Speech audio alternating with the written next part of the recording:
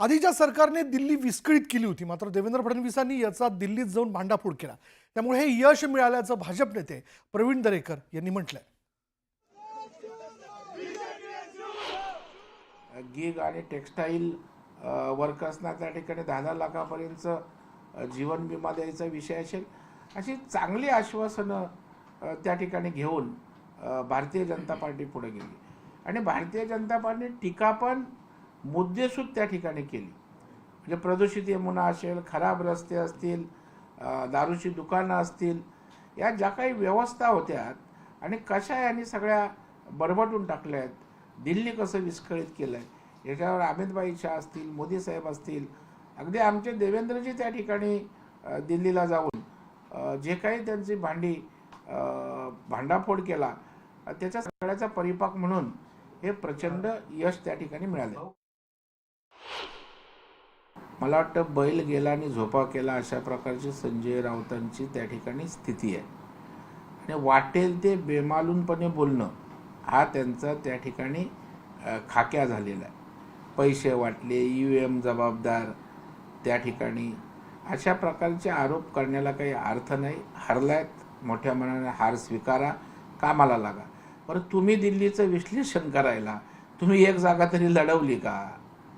एक जागा लढवली तरी बोलू शकतो, पण जिथे आपलं अस्तित्व नाही, जिथे जागा लढवली नाही, त्या ठिकाणी उलट तुम्ही बोलायचं म्हणजे हसण्यासारखंच आहे. संजय राऊतांचे रोज हास्य जत्रेचे प्रयोग सुरू आहेत असं म्हटलं तर वावगं ठरणार नाही.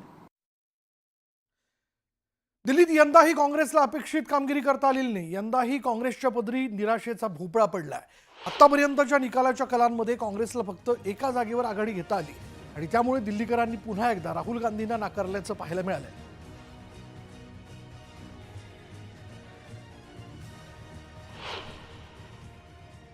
I think it was very obvious from all our meetings in Delhi and whichever people I was meeting that people wanted change. They were fed up of the way things were and they wanted change. I suppose they voted for change.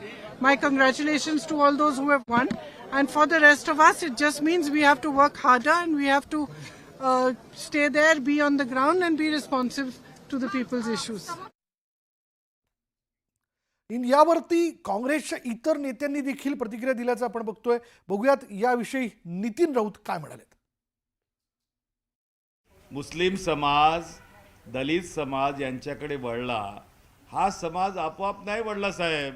दिल्लीच्या निवडणुकीमध्ये काय झालं, किती पैशाचा व्यवहार झाला त्या ठिकाणी, किती दबावाचं तंत्र वापरलं गेलं, किती झोपडपट्ट्या आम्ही उठवणार आहोत त्या ठिकाणी, किती धमक्या देण्यात आल्या, मुस्लिम वस्त्यांमध्ये किती लोकांना मारलं गेलं की पैसे देऊन की तुम्ही जर त्या ठिकाणी मतदान करणार नाही तर आम्ही तुमच्या झोपडपट्ट्या आम्ही आल्यानंतर उठवून देऊ.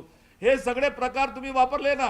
हे काही तुम्हाला मनातून लोकांनी त्या ठिकाणी मतदान केलं असं अजिबात त्या विरोधात राहू नका. तुम्ही लोकांना माहिती आहे की तुम्ही संविधान विरोधी आहात. तुम्हाला धर्माधर्मामध्ये भांडणं लावायची आहेत. तुम्ही हे सातत्याने तुमचं चाललेलं आहे. आज तुमचं या ठिकाणी चांग भलं झालंय, उद्या ते चालणार नाही हे लक्षात घ्या.